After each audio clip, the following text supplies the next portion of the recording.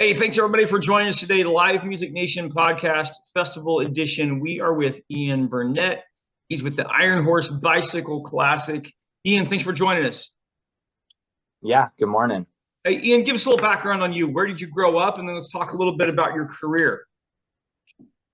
Yeah. I was born and raised in Durango, home of the Iron Horse Bicycle Classic. So fortunate to be raised in such a cycling community and great community that supports events and stuff. So yeah, it's a pretty special place. Grew up bike racing and have slowly developed into something that I promote events around the community. Fantastic. What kind of got you in the event genre of doing things? Yeah, really what got me into it was just, it's participating a lot of, bike racing is kind of hand in hand with beer and music and all those things that, people enjoy after, doing something challenging and getting together with their community. Now, I've always wondered I've this. always kind of fit part. Yeah, I've always wondered this, Ian. It's not normal to drink a beer after an extensive race. That's not part of your normal training, right? So this is like a reward after months and months and months of training for an event, right? Yeah. A lot of people come, their families are there. They get to kind of celebrate this accomplishment, especially getting to Silverton, which is 50 miles over two mountain passes in Colorado. It's a pretty special feeling and with a closed road and getting to just enjoy it.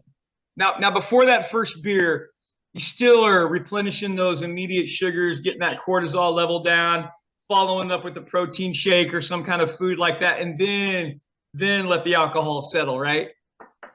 Yeah, for the most part, there's a couple people that'll, go straight to the beer tent, but for the most part, yeah, people want to get it balanced a little more before they have a beer and have some food and get to enjoy the, that high. Absolutely, but it really is all about community and togetherness, and I think COVID, kind of really showed us the appreciation Mm-hmm. that like minds and like spaces, it's good to have that bonding. Um, Pinpoint a couple of you've been doing this for a while. Give the listeners give them a couple of visuals of what this event looks like. So I always ask the question, what does it Yeah. look like? What does it sound like? What does it smell like? Because we always were talking about food. Yeah, absolutely. Yeah, I mean, our biggest, our history, we've been doing this for 51 years now. It'll be this year. Last year, we celebrated our 50th year of doing it. I'm the fifth director, I think, somewhere in there. But yeah, it really came down to, two brothers that started racing each other. The one was a conductor on the train here that went from Durango to Silverton. The other was a bike rider. And they challenged each other to see who could get to Silverton faster. And they bet a chocolate bar to see who could do it the quickest.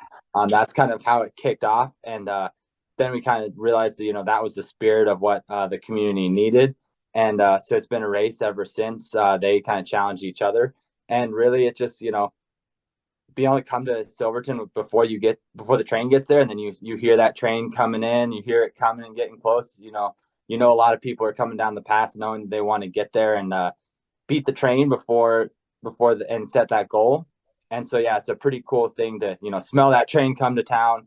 Everyone's excited. Everyone's trying to make that rush. And then it kind of lets down and is a good time to just sit back and relax. You have a couple more hours that the highway's closed. So people get to sit around and drink beer, have some food, listen to some music, and enjoy just a beautiful mountain town on a hopefully sunny May day. Yeah, no, for sure, for sure.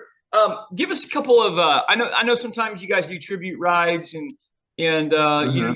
you have brothers and sisters who have fallen and can't ride for years or maybe they've passed on. Give us a couple of examples where you've had a couple of races that kind of maybe meant a little bit more than the others. Yeah. We definitely have had that. And one big one we do is it's Memorial Day weekend and we want to really recognize that. So we run a veterans train for Gold Star moms Mm. and other veterans that get to ride the train.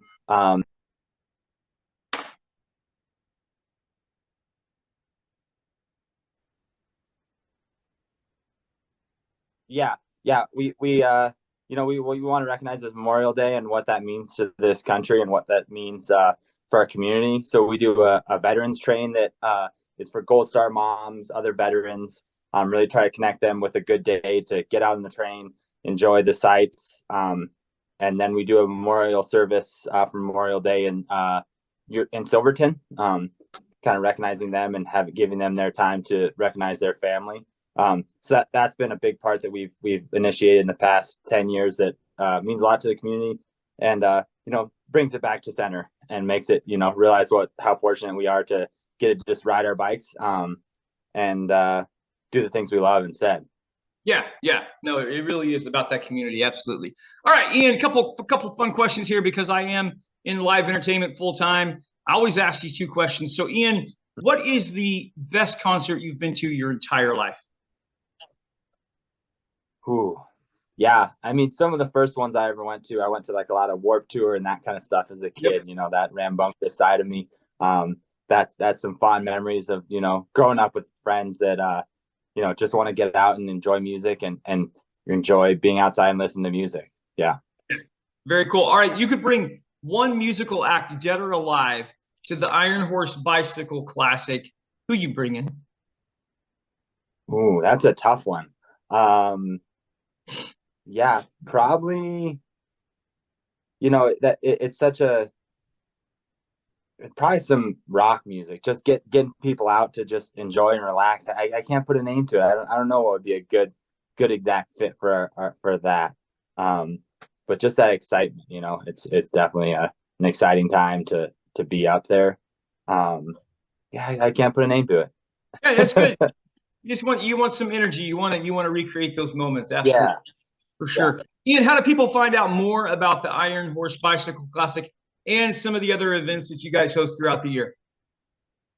Yeah. IronHorseBicycleClassic.com is our best resource. There's a ton of information on there. We're always updating it, keeping our info updated.